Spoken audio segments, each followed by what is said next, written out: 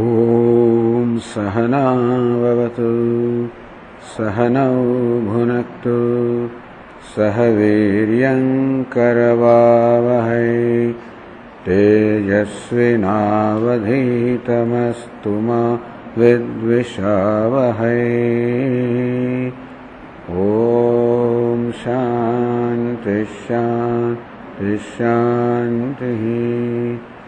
ॐ पूर्णमदः पूर्णमिदं पूर्णात् पूर्णमुदच्यते पूर्णस्य पूर्णमादाय पूर्णमेवावशिष्यते। ॐ शान्ति शान्ति शान्तिः।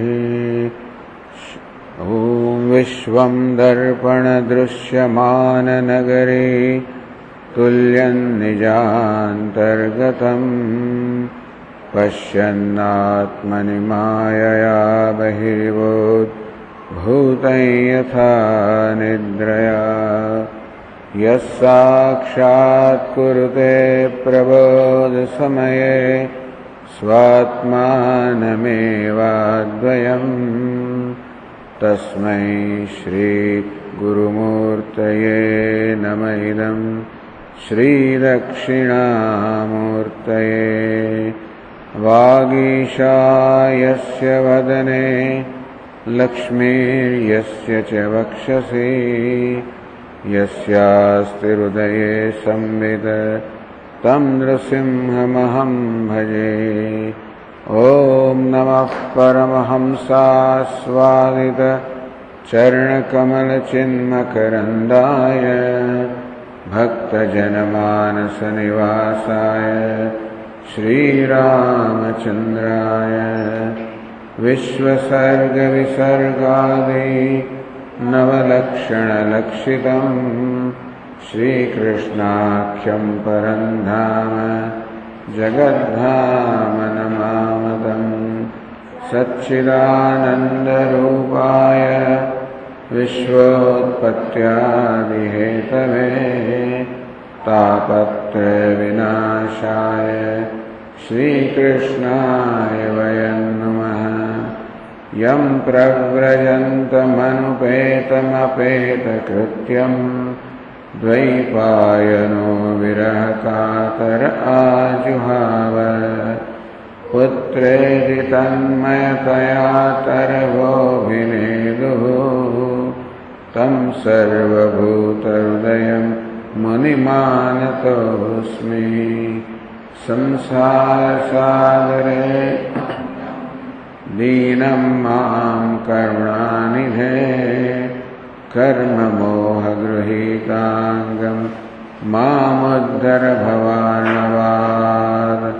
श्रीमद्भागवताख्योऽयं प्रत्यक्षः कृष्ण एव हि स्वीकृतोऽसि मया नाथ मुक्त्यर्थं भवसागरे। मनोरथो मदीयोऽयं सफलः सर्वथा त्वया निर्विघ्नेनैव कर्तव्यः दासोऽहं तव केशव। शुकरूपप्रबोधज्ञ सर्वशास्त्रविशारद एतत्कथाप्रकाशेन मदज्ञानं विनाशय। जन्माद्यस्य यतोऽन्वयादितरतः चार्थेष्वभिज्ञस्वराट् तेने ब्रह्महृदाय आदिकवये मुह्यन्ति यत्सूरयः। तेजो वायुर्दां यथा विनिमयो यत्र त्रिसर्गो मृषा धाम्ना स्वेन सदा निरस्तकुहकं सत्यं परं धीमहि। તો એકાદશ સ્કંદના આ 22મા અધ્યાયમાં તત્વની સંખ્યાની ચર્ચા ચાલી રહી છે। उद्धव के भगवान आप तो 28 तत्व गया કે જે 26 પ્રાહુ કેટલાક 26 તત્વો કહે છે, સપ્તૈકે કેટલાક 7 કહે છે, 9 અને 6 અને કેટલાક 4, કેટલાક 11, કેટલાક 17, કેટલાક 16, કેટલાક 13. આ પ્રકારે ઋષિઓ ભિન્ન ભિન્ન બધી સંખ્યા કહે છે. તો એનો શું અભિપ્રાય છે? શા માટે ઋષિઓ હવે જુદા જુદા પ્રકારની સંખ્યા કહેતા હશે? તો ભગવાન કે યુક્તમ ચ સંતિ સર્વત્ર ભાષંતે બ્રાહ્મણા યથા. વેદજ્ઞ બ્રાહ્મણ લોક ઋષિમુનિઓ જે કહે છે એ સર્વયુક્ત છે, યોગ્ય છે. માયામ મદીયામ ઉદ્ગૃહ્ય વદતામ કિન્ન દુર્ઘટમ. જ્યારે માયા સ્વીકાર કરવામાં આવે ત્યારે કઈ વસ્તુ દુર્ઘટ છે, કઈ વસ્તુ અસંભવ છે. માયાના જેટલા વિવાદ કરવા એટલે કરો. એની પ્રકારે તમને જે સંખ્યા જોઈતી હોય એ સંખ્યા તમે લઈ આવો. પરસ્પરાનો પ્રવેશાત તત્વાનામ પુરુષર્ષભ પૌર્વાપૌર્ય પ્રસંખ્યાનમ યથા વક્તુર વિવક્ષિતમ. તો તત્વનો એકબીજામાં પ્રવેશ થઈ જાય. કેટલાકની સંખ્યા એ ગણના એવી પ્રકારની હોય છે કે કાર્યનો પ્રવેશ કારણમાં થઈ જાય. કેટલાક એવી રીતે ગણાય કે કારણનો પ્રવેશ કાર્યમાં થઈ જાય. આપણે જોઈશું. એકસ્મિન વિદૃશ્યન્તે પ્રવિષ્ટાની ઇતરાણી છે. ઘણી વાર એકની અંદર ઘણા બધા તત્વોનો અંતર્ભાવ થઈ જાય. પૂર્વસ્મિનમાં પરસ્મિન ભાગ. ક્યારેક કારણમાં કાર્યનો અંતર્ભાવ થઈ જાય, ક્યારેક કાર્યમાં કારણનો અંતર્ભાવ થઈ જાય. થોડો ઓછો કરવા તત્વે તત્વાની સર્વશઃ. આમ ક્યારેક ઘડામાં માટીનો સમાવેશ થઈ જાય, ક્યારેક માટીમાં ઘડાનો સમાવેશ થઈ જાય, ક્યારેક ઘડો અને માટીને જુદા જુદા ગણવામાં આવે.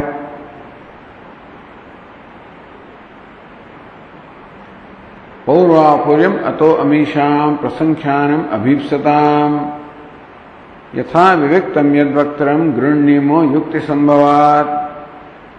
આ પ્રકારે વાદી પ્રતિવાદીઓએ જે પ્રકારની વાણીને જે કારણમાં કે કાર્યમાં અંતર્ભૂત કરી હોય અને જેટલી તત્વોની સંખ્યા આવી હોય એનો અમે સ્વીકાર કરીએ. ભગવાન કહે છે કે આ બધા અભિપ્રાયનો અમે સ્વીકાર કરીએ છીએ. યુક્તિ સંભવ, કારણ કે દરેક જણ પોતે જે સંખ્યા કહે છે, કોઈ 4 કહેતું હોય, કોઈ 6 કહેતું હોય, 7 કહેતું હોય, 11 કહેતું હોય, 13 કહેતું હોય, 16 કહેતું હોય, દરેકમાં યુક્તિ પણ બતાવે છે. પણ યુક્તિ સંભવાત.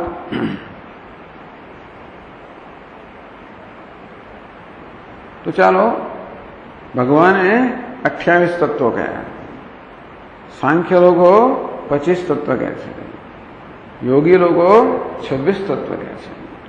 તો 10મા શ્લોકમાં કહ્યું અનાદ્ય વિદ્યાયુક્તસ્ય પુરુષસ્ય આત્મવેદનમ સ્વતો ન સંભવાદ. યોગી લોકો કહે છે કે ભાઈ ઈશ્વર તો જુદો સમાવેશ કરવો જ પડે. સાંખ્ય લોકો ઈશ્વર નામના તત્વનો સ્વીકાર નથી કરતા જુદો. એક પુરુષનો સ્વીકાર કરે છે, બાકી 2 પુરુષનો સ્વીકાર કરતા નથી. યોગશાસ્ત્રમાં 2 પુરુષનો સ્વીકાર કરવામાં આવ્યો. અનાદિ અવિદ્યાયુક્તસ્ય પુરુષસ્ય આત્મવેદનમ સ્વતો ન સંભવાત. અવિદ્યા તો અનાદિકાળથી છે. આ જીવાત્મા અનાદિકાળથી અજ્ઞાની છે. એને અત્યાર સુધી પોતાની જાતે જ્ઞાન થયું નથી, મળે એને પોતાની જાતે જ્ઞાન થઈ પણ ન શકે. એને જ્ઞાન કરનાર તો અન્ય તત્વજ્ઞો જ્ઞાન ભવે. જે તત્વજ્ઞાની હોય, જે જ્ઞાન પ્રદાન કરનાર હોય, એ જીવ કરતા જુદો હોવો જોઈએ, ઈશ્વર જુદો હોવો જોઈએ. એમ કરીને લોકો એક ઈશ્વરને વધારે અંદર ગણે છે. એમ એને 26 તત્વો થયા. ત્યારે 25 તત્વો શું કહે છે? 25 તત્વો કેવા થાય? પ્રકૃતિ, મહત્તત્વ, અહંકાર 3, પંચતન માત્રા, 5 જ્ઞાનેન્દ્રિયો, 5 કર્મેન્દ્રિયો, 5 મહાભૂતો કે 5 વિષયો અને 1 મન. એમ કરીને 24 તત્વો થાય. અને પુરુષ એમ કહીને 25 તત્વો થાય અને ઈશ્વર ઉમેરો તો 26 તત્વો થાય. તો સાંખ્ય લોકો 25 જે પોતાની સંખ્યા છે એને આ પ્રકારે સમર્થન આપે છે કે એને સાચું ઠરાવવાનો પ્રયત્ન કરે છે. પુરુષેશ્વરો યત્ર ન વૈલક્ષણ્યમ અણ્વપી, કે પુરુષ પણ ચૈતન્ય છે, જીવાત્મા પણ ચૈતન્ય અને ઈશ્વર પણ ચૈતન્ય છે. બે ચૈતન્યમાં કોઈ પ્રકારનો ફેર નથી, માટે એક જુદા ચૈતન્યનો સમાવેશ કરવાની આવશ્યકતા નથી. તદ અન્ય કલ્પના અપાર્થા, તેથી ઈશ્વરને પુરુષ કરતા અન્ય માનવો એ કલ્પના વ્યર્થ છે. જ્ઞાન છે પ્રકૃતિર ગુણ, અને તેથી ઈશ્વરની જરૂર નથી. તો કોઈ કેવળે કહ્યું કે ચાલો ઈશ્વરની જરૂર ના પણ તમે કહો છો કે ઈશ્વર જ્ઞાન આપે છે, એ જ્ઞાન તો જુદું થયું ને. અત્યારે અજ્ઞાન છે, પછી જ્ઞાન આવ્યું, એ જુદું તત્વ થયું કે ના થયું? તો જ્ઞાનમ છે પ્રકૃતિર ગુણ, તો કે નહીં, અહીંયા જ્ઞાન છે તો પ્રકૃતિનો જ ગુણ છે. કેવી રીતે? 12મા શ્લોકમાં કહ્યું 229 પાના પર, પ્રકૃતિર ગુણ સામ્યમ વૈ પ્રકૃતિર નાત્મનો ગુણાઃ સત્વમ રજસ્તમૈતિ સ્થિત્યત્યંત સ્થિતિ ઉત્પત્તિ અંત હેતવઃ. પ્રકૃતિ ગુણ સામ્યમ વૈ, આ બધા ગુણો જે છે એ સામ્ય અવસ્થાને પ્રકૃતિ કહેવામાં આવે. ગુણાઃ પ્રકૃતે ન આત્મન, આ સત્વ રજસ તમસ 3 ગુણ છે એ પ્રકૃતિના છે, ગુણો આત્મા નથી. સત્વમ રજસ તમૈતિ સ્થિતિ ઉત્પત્તિ અંત હેતવ, આ સત્વગુણ છે એ જગતની સ્થિતિનું કારણ છે, રજોગુણ છે ઉત્પત્તિનું કારણ છે, તમોગુણ છે અંતનું કારણ છે. અને એ 3 ગુણોનો પ્રકૃતિમાં સમાવેશ થઈ જાય તો જ્ઞાન ક્યાં આવે? તો ચાલો હવે 13મા શ્લોકથી આપણે બતાવ્યા છે 229મા પાના પર.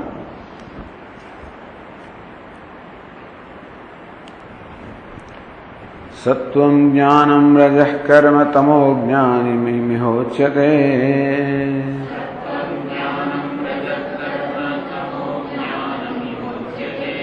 ગુણવ્યતિકરઃ કાલ સ્વભાવ સૂત્રમેવ ચ.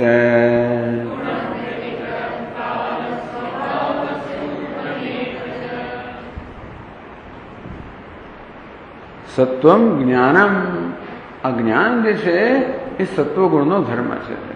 સત્વા સંજાયતે જ્ઞાનમ, મન જ્યારે સાત્વિક અવસ્થામાં હોય ત્યારે જ્ઞાન જન્મે. એટલે જ્ઞાન કંઈ સત્વ કરતા જુદું નથી. રજ કર્મ, આ કર્મ છે એ રજોગુણનો ધર્મ છે. તો જ્યાં રજોગુણ હોય ત્યાં કર્મ આવે. તમ અજ્ઞાનિ ઉચ્યતે, તમોગુણ છે એ જ અજ્ઞાન છે. તો રજોગુણ એટલે જ વિક્ષેપ, તમોગુણ એટલે આવરણ એમ પણ કહી શકાય. અથવા તો આપણે તો અહીંયા કર્મ એ રજોગુણનો ધર્મ છે. તો રજોગુણમાં કર્મ, જ્યાં રજોગુણ હોય ત્યાં કર્મ હોય, કે કર્મ હોય ત્યાં રજોગુણ હોય, અને જ્યાં અજ્ઞાન હોય તો તમોગુણ હોય, જ્યાં જ્ઞાન હોય ત્યાં સત્વગુણ હોય. અને એ રીતે જ્ઞાનને કોઈ જુદું તત્વ ગણવામાં આવતું નથી. સત્વગુણમાં એનો સમાવેશ થઈ જાય અને સત્વગુણનો પ્રકૃતિમાં સમાવેશ થઈ જાય. એટલે સાંખ્ય લોકો સત્વ રજસ તમસ 3 ગુણોને જુદા નથી માનતા. જ્યારે ભગવાને 3 ગુણો જુદા ગણીને 28 તત્વો કહ્યા. ફરી પાછા કહેશે તો કોઈ કે કાલ સ્વભાવ અને આ સૂત્ર, કાળ અને સ્વભાવ, કર્મ કાલ અને સ્વભાવ એવું પણ જુદા માને છે. ઘણી વાર કાલને જુદો માનતા હોય છે અને સ્વભાવને પણ જુદો માને છે. તો કહે છે ગુણ વ્યતિકરઃ કાલ. એટલે કર્મ જ્ઞાનયોપી રજસ્તમો દ્વારા, કર્મ અજ્ઞાનયોપી રજસ્તમો દ્વારા પ્રકૃતિ એવા અંતર્ભાવ તે આશય. તો સત્વમાં જ્ઞાનનો સમાવેશ થયો, રજસમાં કર્મનો સમાવેશ થયો, તમસમાં અજ્ઞાનનો સમાવેશ થઈ ગયો. તથાપિ કાલ સ્વભાયો તત્વાંતરતા સ્યાદ. તો કે કાળ અને સ્વભાવ જુદી વસ્તુ છે. આમ કાલ કર્મ અને સ્વભાવ ત્રણ કહેતા હોય છે, પણ કર્મ રજોગુણમાં આવી ગયો તો હજી પણ કાલ અને સ્વભાવ આનો સમાવેશ તો ના થાય ને, આની ગણતરા ના થઈ. તમે જ તત્વો ગણાવ્યા એમાં કાલ આવ્યો નથી, સ્વભાવ પણ આવ્યો નથી, તો એ તો જુદા તત્વો થયા કે નહીં.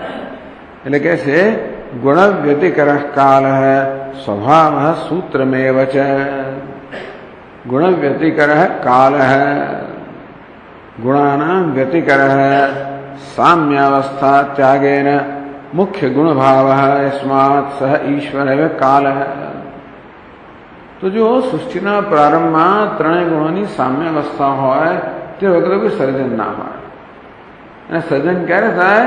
આ ત્રણ ગુણોમાં વિષમતા આવે ત્યારે, ક્ષોભ જન્મે ત્યારે સંપૂર્ણ શાંતિ હોય ત્યારે કોઈ પ્રકારનું સર્જન નથી, પણ ક્ષોભ જન્મે, વિષમતા આવે, એમાં ડિસ્ટર્બન્સ આવે, તે વખતે આ શરૂ થાય. એ કરનાર કોણ?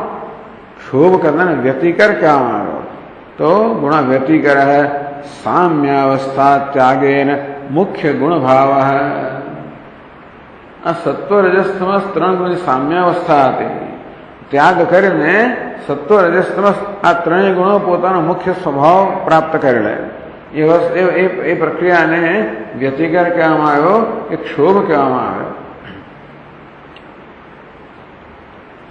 એ કોને કારણે છે? ઈશ્વરને કારણે છે. એટલે ઈશ્વર એવ કાલ ન તતઃ પૃથક ઇત્યર્થ. ટૂંકમાં જે કાલ છે એ ઈશ્વર છે. આમ કહી શકાય કે કાળને કારણે ત્રણ ગુણની અવસ્થાની અંદર ક્ષોભ જન્મે. બધું સર્જન કરનાર છે વડે કાળ છે, વિકાર કરનાર કાળ છે. તો ક્ષોભ કાળ છે, પણ કાળ શું છે? ભગવાન જ કાળના સ્વરૂપમાં છે. કાલો સ્વલોક ક્ષયકૃત પ્રવૃદ્ધ. ભગવાન કે 11મા અધ્યાયમાં કે સર્વલોકનો ક્ષય કરનાર કાળ હું છું, બરોબર પ્રવૃદ્ધ થયો છું, વૃદ્ધિમાન થયો છું. આ બધાને સંહાર કરવા માટે કે બધાને ખાઈ જવા માટે આવેલો છું. એટલે આ 25 તત્વની ગણતરી કરનારા લોકો ઈશ્વર એટલે ઈશ્વરને પુરુષમાં ભેદ જોતા નથી, ઈશ્વરને કાળમાં ભેદ જોતા નથી. પેલા સ્વભાવનું શું?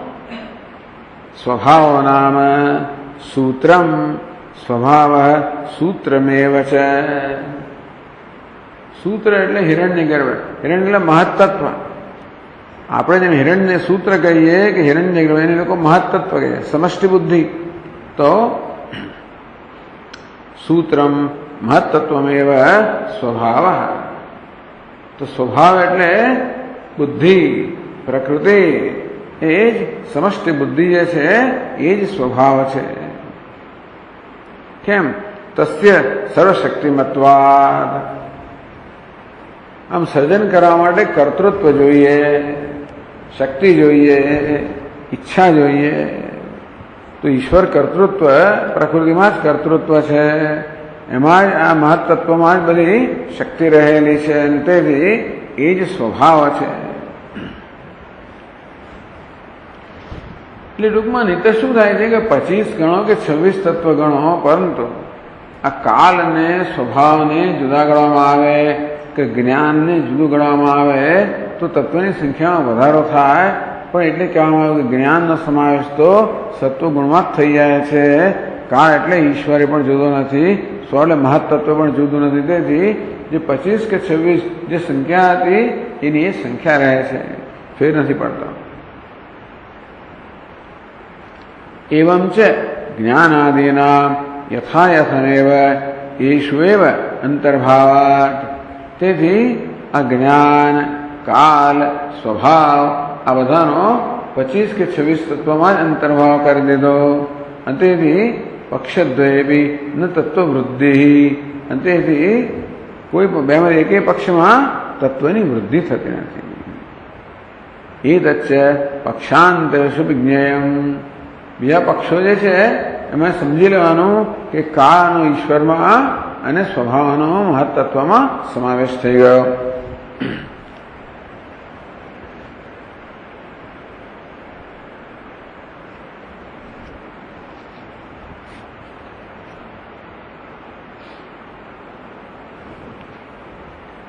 अत्र स्वमतवर्णने भगवता नव एकादश पंच त्रीन इति उक्तम। आगे भगवान कहू कि 28 तत्वों 9 અને 11 20 અને 5 25 અને 3 28 આમ 9 11 5 અને 3 આ પ્રકારે કહે।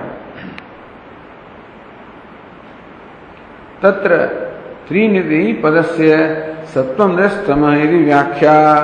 आमा 3 क्या है? सत्व रजस तमस आ 3 છે એમ કરીને 28 अपराणि पंचविंशति तत्वानि पूर्वोक्त पक्षद्वय साधारणानि अवशिष्टानि।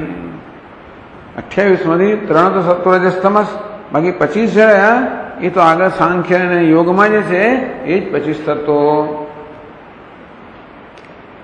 નવ એકાદશાદિ તત્વાની આહ એટલે બાકીના જે 9 ને એકાદશ 11 જે રહ્યા અને 5 એમ કરીને એ 25 માં આવી ગયા બધા।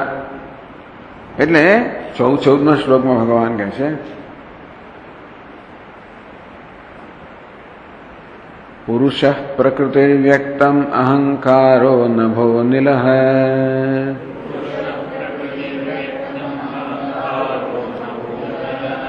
ज्योतिरापः क्षितिरिति तत्त्वान्युक्तानि मे नव।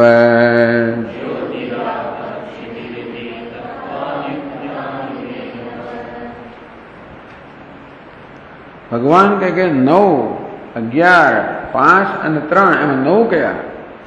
પુરુષ, પ્રકૃતિ, વ્યક્તમ એટલે મહત્તત્વ, અહંકાર 4, નભઃ અનિલ, ज्योति, आप, क्षिति, पंचमहाभूत 9 थे ने। इति मैं नव तत्वानि उक्तानि। भगवान क्या कहते हैं? मैं 9 तत्वों कहा। पुरुष पदेन जीवेश्वर ऐक्यम विवक्षितम। भगवान आ जीव ईश्वर जुदा नहीं गणता। भगवान पुरुष कहे छे એટલે એમાં જીવ ને ઈશ્વર ને એક ગણીને પુરુષમાં સમાવેશ થઈ ગયો એમ સમજવાનું।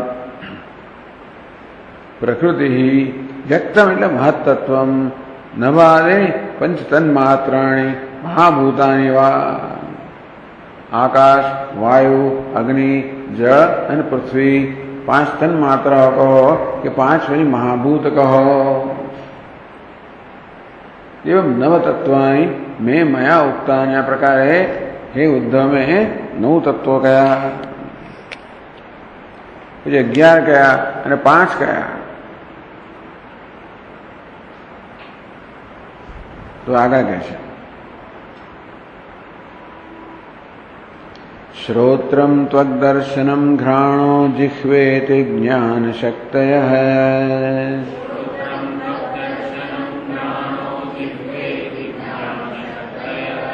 वाक्पाण्युपस्थपायवङ्घ्रि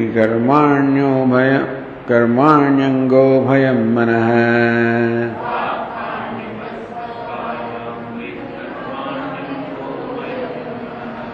शब्द स्पर्शो रसो गंधो रूपम चेत्यर्थ जातयः।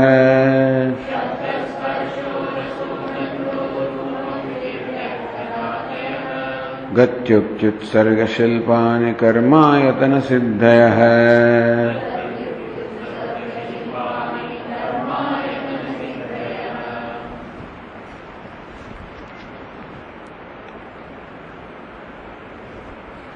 श्रोत्रम त्वग दर्शनम घ्राणः जिह्वा श्रोत्रेन्द्रिय त्वग इंद्रिय चक्षु नासिका जिह्वा इति ज्ञान शक्ति ज्ञानेन्द्रियाणि 5 ज्ञानेन्द्रिय।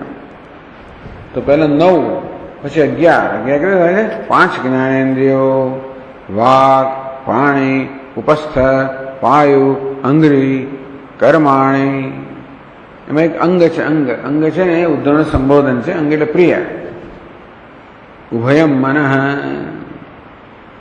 તો વાક પાણી પાયુ ઉપસ્થ અંગ્રી આ 5 જે છે એ કર્મેન્દ્રિયો છે।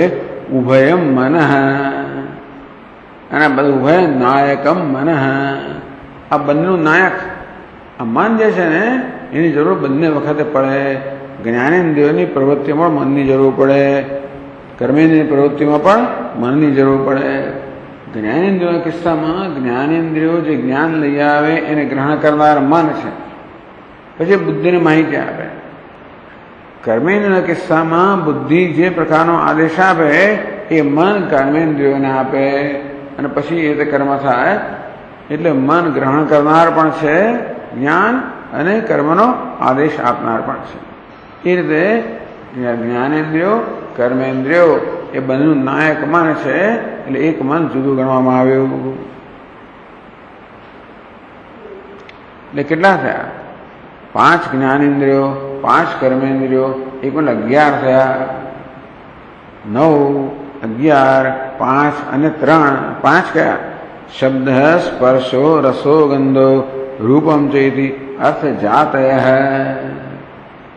અર્થજાત શ્રોત્ર ઇન્દ્રિયણ વિષયા. અર્થ એટલે પદાર્થ એટલે વિષય. તો કે આ જ્ઞાનેન્દ્રિયનો 5 વિષયો છે: શબ્દ, સ્પર્શ, રૂપ, રસ, ગંધ. આ 5ને જુદા ગણવામાં આવ્યા. આમ કરીને 5, 9, 11. 9 ની અંદર પહેલા પ્રકૃતિ અને વિકૃતિ આવી ગઈ. એટલે પ્રકૃતિ, મહત્તત્વ, અહંકાર અને પુરુષ 4 અને પંચતન માત્ર 9. અહીંયા આગળ 5 જ્ઞાનેન્દ્રિયો, 5 કર્મેન્દ્રિયો, મન 11 અને પછી 5 વિષયો 5.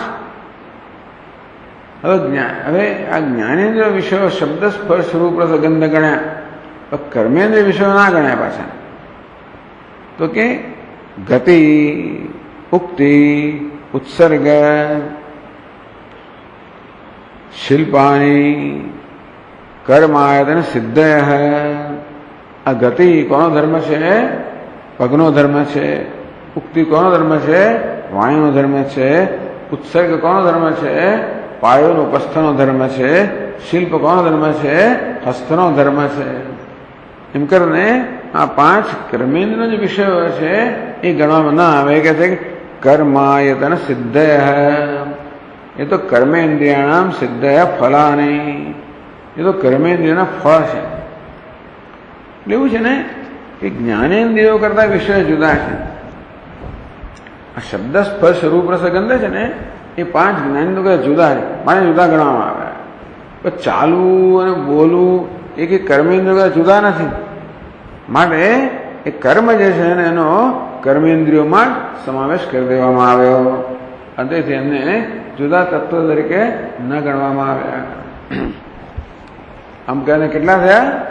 9, 11 અને 5 અને સત્વ, રજસ, તમસ એમ કરીને 28 તત્વો થઈ ગયા.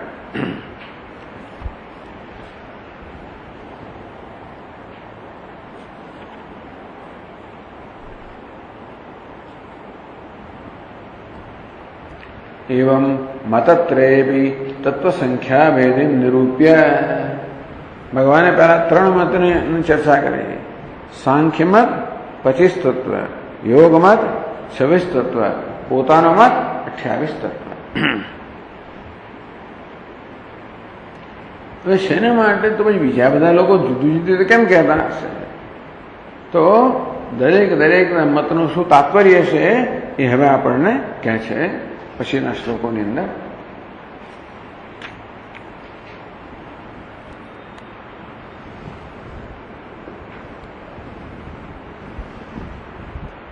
તો ભગવાને આ સત્વરજસ તમસને જુદા કેમ ગણ્યા પ્રકૃતિ કરતા? કે સત્વરજસ તમસ તો સદન પરિવર્તનશીલ છે. સત્વરજસ તમસ તો પરિવર્તનશીલ છે અને એટલા માટે એમને જુદા ગણ્યા. કારણ કે સત્વથી સ્થિતિ, રજસથી ઉત્પત્તિ અને તમસથી લય કે સંહાર થાય છે. એટલે માત્ર પ્રકૃતિથી આ ઉત્પત્તિ સ્થિતિ લયની ક્રિયા ન સમજાવી શકાય. આ 3 ગુણો વગર ઉત્પત્તિ સ્થિતિ લય ન સમજાવી શકો. માટે ભગવાને એ 3ને જુદા ગણ્યા. તો જ તમે ઉત્પત્તિ સ્થિતિ લય સમજાવી શકો. એમ કરીને ભગવાને 28ની સંખ્યાનો સ્વીકાર કર્યો. આગળ 17મા શ્લોકમાં કહે છે सर्गादौ प्रकृतिर्ह्यस्य कार्यकारणरूपिणी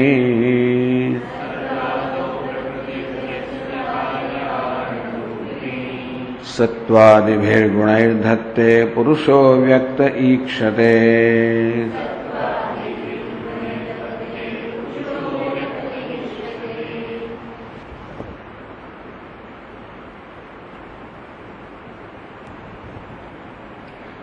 सर्गादौ सर्गना आरंभમાં सृष्टिना आरंभમાં प्रकृति अस्य कार्यकारणरूपिणी सृष्टिना प्रारंभ प्रकृति છે કોઈ કારણ અને કાર્ય તો પ્રકૃતિ મૂળ કારણ કહેવાય। પ્રકૃતિમાંથી મહત તત્વ અહંકાર અને પંચતન માત્રા જે છે ને આ સાતને મહત તત્વ અહંકાર ને પાંચ તન માત્રા આ સાતને સાંખ્ય લોકો પ્રકૃતિ વિકૃતિ કહે છે। પ્રકૃતિ એટલે કારણ, વિકૃતિ કાર્ય। આ સાથે સાત કાર્ય પણ છે અને પછીના કારણ પણ છે। એ પછીના જે 16 છે, 5 જ્ઞાનેન્દ્રિયો, 5 કર્મેન્દ્રિયો, 5 વિષય અને મન, એને લોકો કાર્ય કહે છે। પ્રકૃતિ એક 7 છે એ પ્રકૃતિ વિકૃતિ અને છેલ્લે 16 છે એ વિકૃતિ। એમ કરીને 16 ને 7 23 ને 24 પ્રકૃતિ પ્લસ પુરુષ ઉમેર તો 25 થાય। આ પ્રકારે સાંખ્ય લોકો એમ કહે છે કે સર્ગાદૌ એટલે સૃષ્ટિના પ્રારંભમાં પ્રકૃતિ યસ્ય કાર્યકારણ રૂપિણી કાર્ય કયા છે? 16 કાર્યો છે। પંચ મહાભૂત પંચ વિષયો, 5 કર્મેન્દ્રિયો, 5 જ્ઞાનેન્દ્રિયો અને મન, એમ કરીને 16 શું હોય? કારણ કે એની પછી આગળ વિકાર થતો નથી। પ્રકૃતિ તો મૂળ કારણ છે, એમાંથી 7 પ્રકૃતિ વિકૃતિ એટલે મહત્તત્વ જન્મ્યું, એમાંથી પછી અહંકાર જન્મ્યો। મહત્તત્વ કાર્ય પણ છે પ્રકૃતિનું, અહંકારનું કારણ પણ છે। અહંકાર મહત્તત્વનું કાર્ય છે, પંચતન માત્રાનું કારણ છે। પંચતન માત્રા અહંકારનું કાર્ય છે અને બાકીનાનું કારણ છે। આ 7 છે એ કેવા છે? કાર્યકારણ બંને છે, જેને પ્રકૃતિ વિકૃતિ કહે છે। પછીના 16 છે, 5 જ્ઞાનેન્દ્રિયો, કર્મેન્દ્રિયો, વિષયો, એમાંથી આગળ કોઈ વિકાર થતો નથી, માટે એને વિકૃતિ કહેવામાં આવી, કાર્ય કહેવામાં આવે।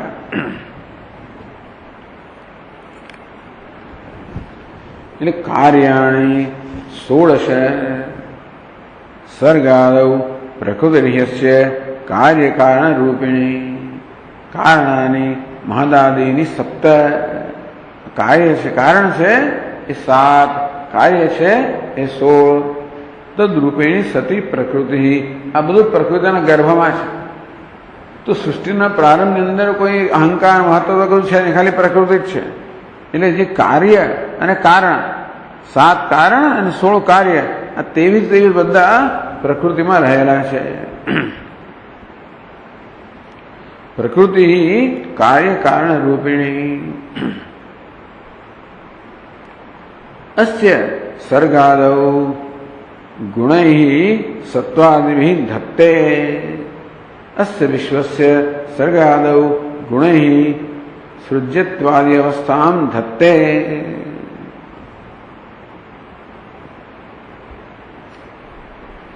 તો પ્રકૃતિ ઉપાદાન કારણ છે, તેથી આ 3 ગુણો જે છે એનાથી સર્જન, પાલન, લય, આ 3 વસ્તુ પ્રકૃતિ ધારણ કરે છે।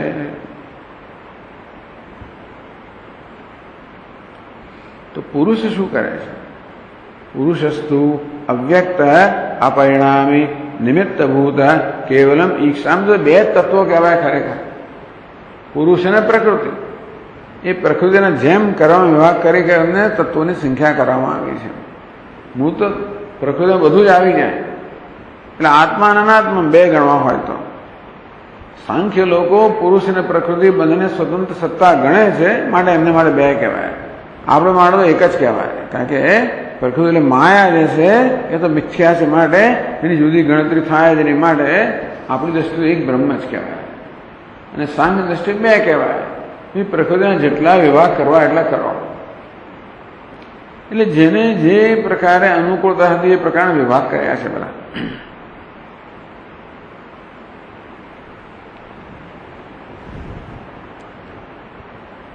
प्रकृति सत्वादिभिः गुणैः अस्य सर्गादौ धत्ते.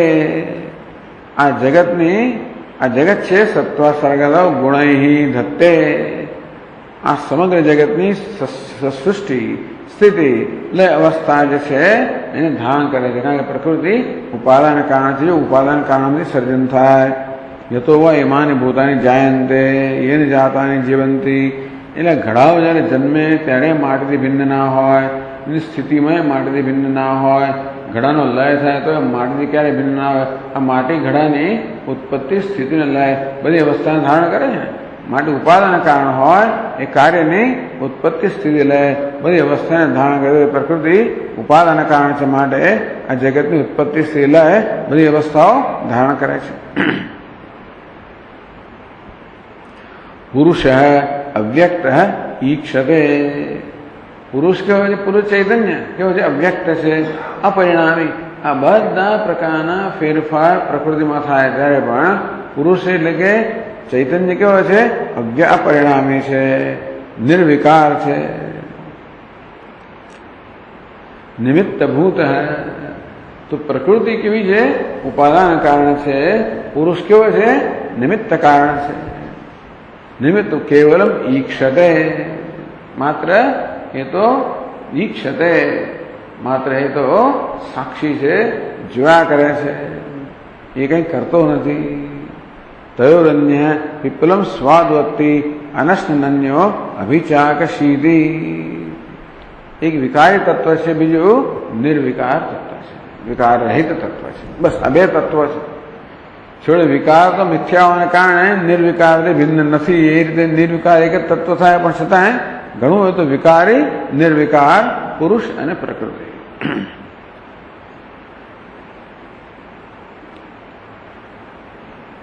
अतः परिणामिन्याः प्रकृतेः पुरुषः भिन्नः इति सिद्धम्.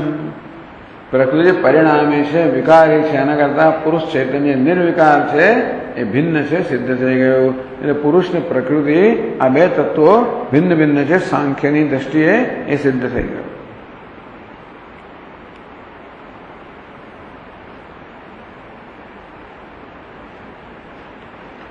તત્વૈ આરબ્ધ કાર્યસ્ય તદંતરમ અભિપ્રેત્ય આહ. તો તત્વો છે એ જે બધું આરંભ કે જો આ તત્વો છે ને પંચમહાભૂત એ આપણા શરીર વગેરે બધા બનાવે. પંચમહાભૂતમાંથી જગતના પદાર્થો બન્યા, આપણો દેહ બન્યો, પણ એની એ લોકો જુદી ગણતરી કરતા નથી. પંચમહાભૂતની ગણતરી કરી પણ આ દેહની જુદી ગણતરી ના કરે પાછી. એટલે કહે છે કે તત્વૈ આરબ્ધ કાર્યસ્ય તદંતર્ભાવમ. આ પંચમહાભૂત છે એનાથી જે કઈ વસ્તુ બને ભૌતિક જેને કહેવાય. ભૂતોના સંમેલનથી જે બને ને ભૌતિક કહેવાય. આ જગત કેવું છે? ભૌતિક છે. આ શરીર કેવું છે? ભૌતિક છે. ભૂતો જે છે ને એ ભૂતોના સંયોગમાંથી બનેલું છે. પણ ભૌતિક જગતની જુદી ગણતરી થતી નથી. પંચમાં ભૂતોની ગણતરી છે એમાં આ ભૌતિક વસ્તુ પણ આવી ગઈ. એમ કરીને કહે છે 18મા શ્લોકમાં વ્યક્તાદયો વિકુર્વાણા ધાતવઃ પુરુષેક્ષયા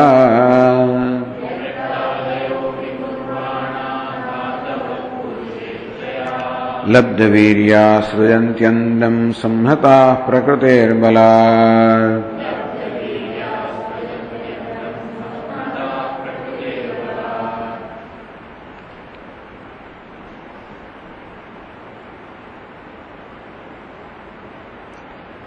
व्यक्तादयः विकुर्वाणाः धातवः पुरुषेक्षया लब्धवीर्याः भवन्ति.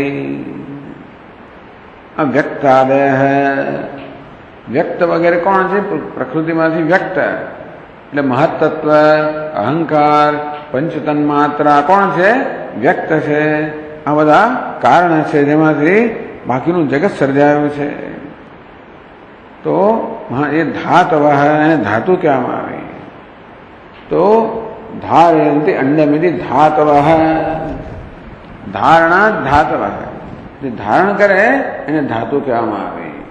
તો આ સાત છે ને સમગ્ર બ્રહ્માંડને ધારણ કરે છે, કારણ કે એમાંથી સમગ્ર બ્રહ્માંડ જન્મેલું છે, માટે આ સાતને ધાતુ કહેવામાં આવે. ધાતવ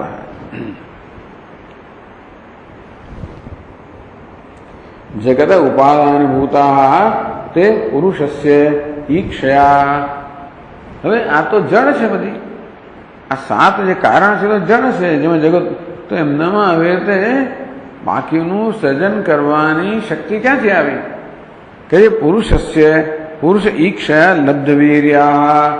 આ પુરુષ છે ને, જે એ પુરુષના ઈક્ષણને કારણે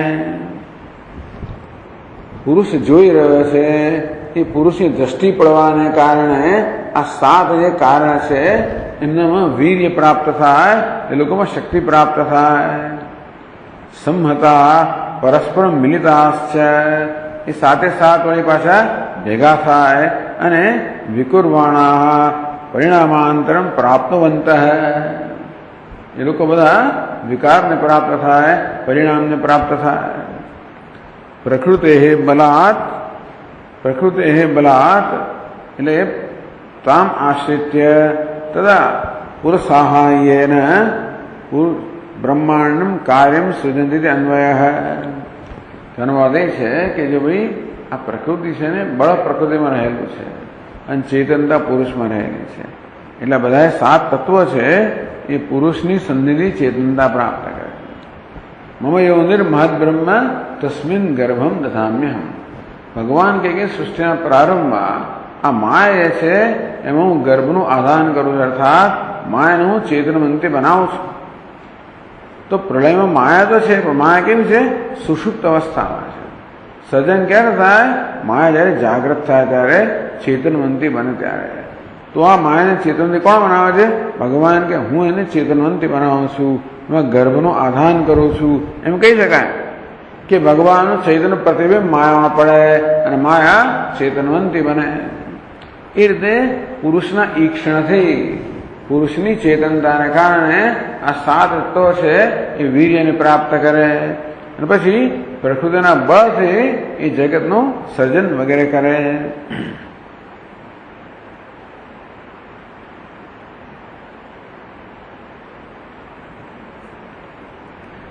આ પ્રકારે જે પહેલા ત્રણ મત છે એ સમજાવે, 25, 26 અને 28. આ જે ત્રણ છે એની આ પ્રકારે સમજ આપવામાં આવે. એવં સ્વમતમ ઉપસંવૃત્ય મતાંતરેષુ અપી સામાન્યતો નિરૂપિતામ ઘટનામ વિશેષતઃ સતાત્પર્યામ દર્શયતિ. આ પ્રકારે ભગવાને પોતાનો મત છે એ મતનો ઉપસંહાર કર્યો. 28 તત્વનો મત, એમાં 25 પણ આવી ગયા, 26 પણ આવી ગયા. ઉપસંહાર કરીને મતાંતરેષુ, બીજા બધા મત જે છે ને એ ઉદ્ધવ પોતે જ પ્રશ્ન દરમિયાન જણાવેલા કે કેટલાક 3 કહે છે ને, કોઈ 4 કહે છે ને, કોઈ કહે છે કે 6 છે ને, કોઈ કે 7 છે ને, કોઈ કે 16 છે ને, 11 છે ને, 23 છે ને, પણ જાત જાતની સંખ્યા છે. એ કેવી રીતે? મતાંતરેષુ સામાન્યતઃ નિરૂપિતામ ઘટનામ વિશેષતઃ, વિશેષ કરીને સતાત્પર્યામ દર્શયતી, તાત્પર્ય સહિત બાકીના મત કેવી રીતે આવ્યા એ બતાવે છે. હવે આપણને ખબર પડશે કે બીજા જે તત્વચિંતકો છે એ કેવી રીતે ચિંતન કરીને એ પોતાના મતની સંખ્યાના નિર્ણય પર આવેલા છે. કેવી રીતે સંખ્યા એ લોકોની થઈ. તો 19મા શ્લોકમાં કહે છે, સપ્તૈવ ધાતવૈતિ તત્રાર્થાઃ પંચખાદયઃ, તત્રાર્થાઃ પંચખાદયઃ જ્ઞાનમાત્મો ભયાધારસ્તતો દેહેન્દ્રિયાસવઃ, ભયાધારસ્તતો દેહેન્દ્રિયાસવઃ.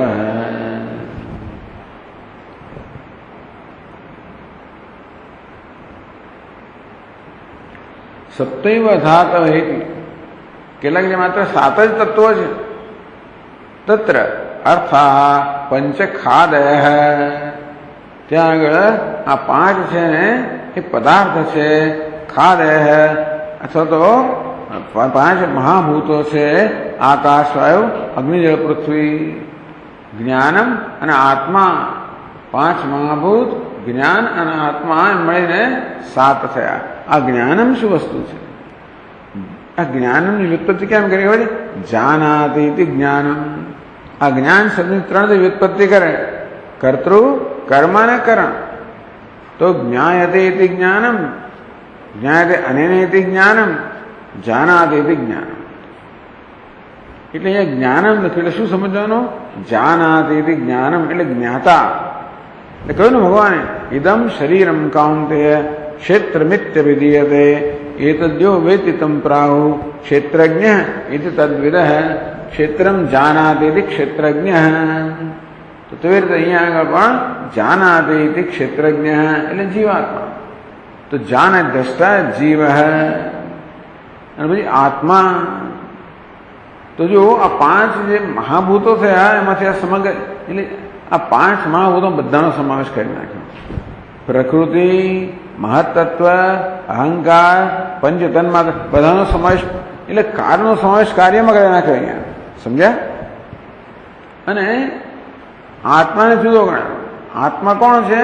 તો જો આ 5 મહાભૂત બનેલું જગત શું છે? દૃશ્ય છે.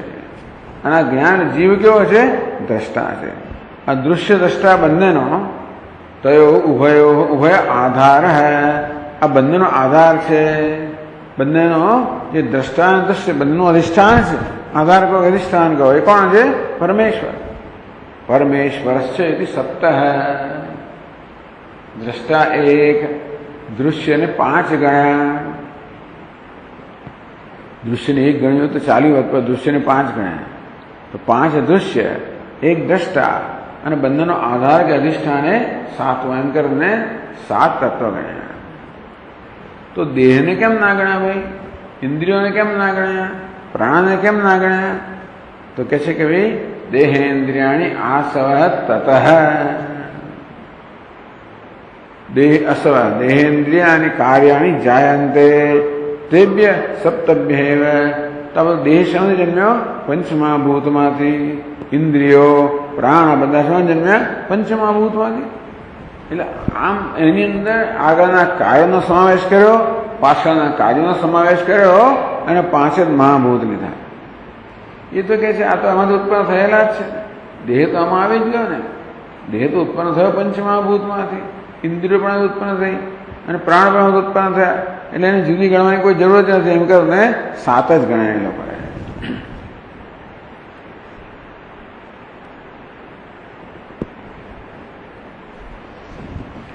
તો કોઈ 6 જ ગણે છે. કે છે ષડિત્યત્રા વિભૂતાની પંચષષ્ઠ પરઃ પુમાન.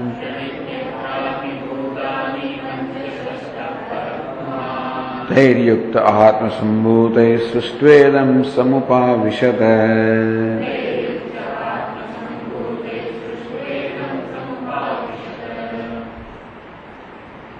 ષડિતિ કેટલાક 6 જ માત્ર તત્વો સ્વીકારે છે.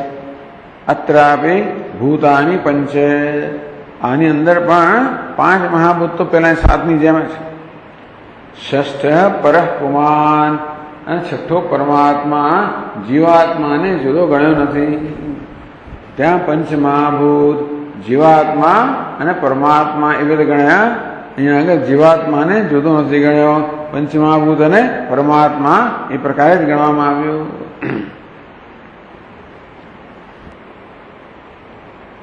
તો જીવાત્મા ક્યાં જતો રહ્યો? કહે છે તૈ યુક્ત આત્મસંભૂતૈ સૃષ્ટ્વા ઇદમ સમુપાવિશત.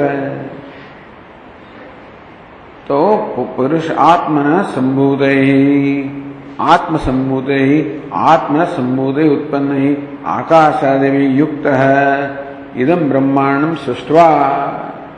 તો પરમાત્માએ શું કર્યું? સો કામયત બહુશ્યામ પ્રજાયતિ. એ પરમાત્માએ કામના કરી હું બહુ બની જાઉં. એટલે મેં શું કર્યું? આ 5 મહાભૂતો જે છે ને એમાંથી સમગ્ર બ્રહ્માંડને ઉત્પન્ન કર્યું. તદ ઇદગુમ સર્વમ ઇદગુમ સૃષ્ટવા.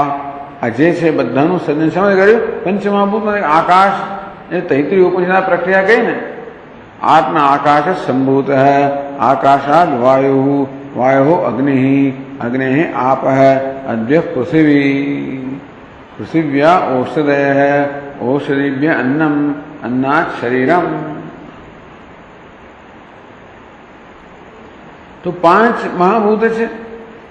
તો એ 5 મહાભૂતમાંથી આ પરમાત્માએ સમગ્ર જગતની ઉત્પત્તિ કરી। આત્મસંભૂત પોતાનામાંથી જન્મેલા આ 5 ભૂત છે તે યુક્ત થઈને આ પરમાત્માએ સમગ્ર જગતનું સર્જન કર્યું।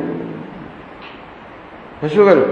સૃષ્ટવા ઇદમ સમુપાવિશત તત્સૃષ્ટવા તદનુપ્રાવિશત। પછી અંતર્યામી ત્યાં સમુપાવિશત એટલે જીવાત્મા છે પેલો પરમાત્મા છે। તો પરમાત્માએ જગતનું સર્જન કર્યું અને જગતમાં પ્રવેશ કર્યો એટલે એ જ જીવાત્મા થઈ ગયો ને। તો જીવાત્માને જુદો ગણવાની જરૂર જ નથી, પરમાત્મામાં જીવાત્મા આવી ગયો। અસ્મિન વિપક્ષે ભૌતિકાનામ ભૂતાંતર્ભાવ।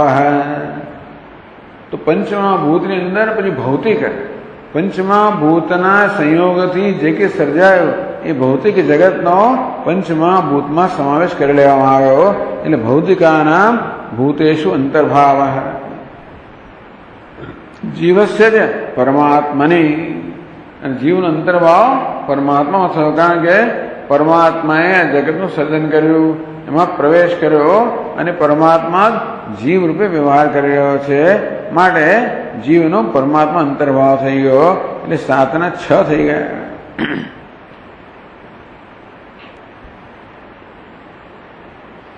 તો કેટલાક 4 જ તત્વો કહે છે, એની એ પક્ષે બતાવ્યા છે। ચત્વાર્યે વેદ તત્રાપि તેજ આપો નમાત્મનઃ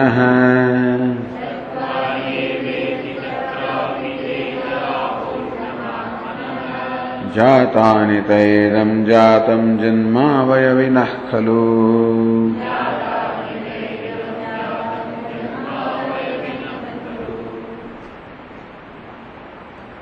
ચત્વારી એવા 4 જ છે ઇતિ તત્રાપि તો ત્યાં શું કહે? તેજ આપ અન્નમ આત્મનઃ। ચત્વારી એવ તત્વાની તત્રાપि પક્ષે તેજ આપ અન્નમ પૃથ્વી ત્રીણી। આ છાંદોગ્ય ઉપરની પ્રક્રિયા ગણવામાં આવે। છાંદોગ્ય માત્ર 3 જ મહાભૂત કહેવામાં આવ્યા, તેજ અબ અને અપ અને અન્નમ। તો એટલે થતો અગ્નિ, જળ અને પૃથ્વી 3 તત્વો। ત્યાં આકાશ અને વાયુની ગણતરી કરવામાં આવી નથી, એ કે જુદા તત્વો નથી। આ 3 તત્વો છે એ જ ખરેખર નક્કર તત્વો છે। અગ્નિ, જળ અને પૃથ્વી વાસ્તવમાં જોઈ શકીએ છીએ એ નક્કર તત્વો છે। પેલા 2 તો કેવા છે? તો કે આમાં જે ગતિ આવે એ જ વાયુ છે અને જે અવકાશ છે એ જ આકાશ છે। તો અગ્નિ, જળ, પૃથ્વી જે ગતિ છે એ વાયુ છે અને બધાને અવકાશ છે એ આકાશ છે। અને તેથી 3 ની અંદર વાયુ આવી ગયો અને આકાશ પણ આવી ગયો, એમ કરીને 3 ની જ ગણતરી કરવામાં આવી।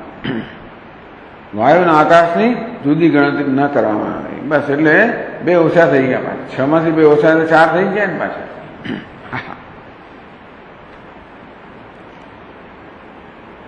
આત્મન જાતાની બધા શેમાંથી જન્મ્યા? આત્મવે તદૈક્ષત બહુશ્યામ પ્રજાએતી તત્તેજ અસૃજત। એને ઈક્ષણ કર્યું, હું બહુ બની જાઉં, પ્રજાએ ઉત્પન્ન થવું, એમાંથી તેજ એ તેજ દેવતાએ ઈક્ષણ કર્યું, એમાંથી જળ દેવતા ઈક્ષણ કર્યું, એમાંથી પૃથ્વી। આ પ્રકારે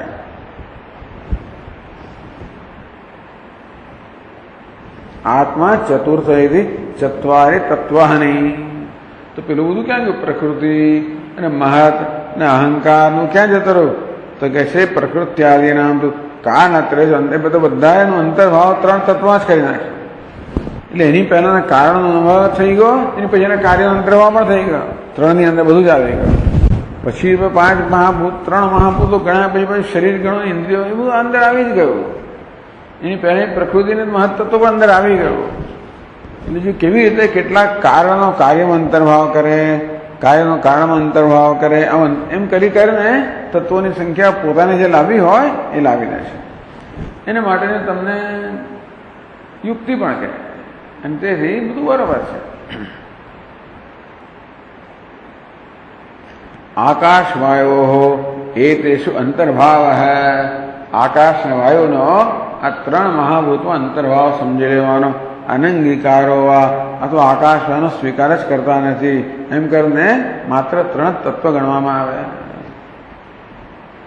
તૈહેવ ચતુર્ભી અવયવિના. અવયવી એટલે વિશ્વસ્ય ઇદમ જન્મ જાતમ અભૂત. બસ આ ચારમાંથી જ આ સમગ્ર વિશ્વનો જન્મ થયો. એમાં પણ પુરુષ જે છે એ તો માત્ર દ્રષ્ટા જ છે, નિર્વિકાર ચૈતન્ય છે, અને બાકીના ત્રણ તત્વો છે એ જ બધા એમાંથી સમગ્ર જગતનો જન્મ થયો. ઓકે, પછી આપણે આગળ જોઈશું.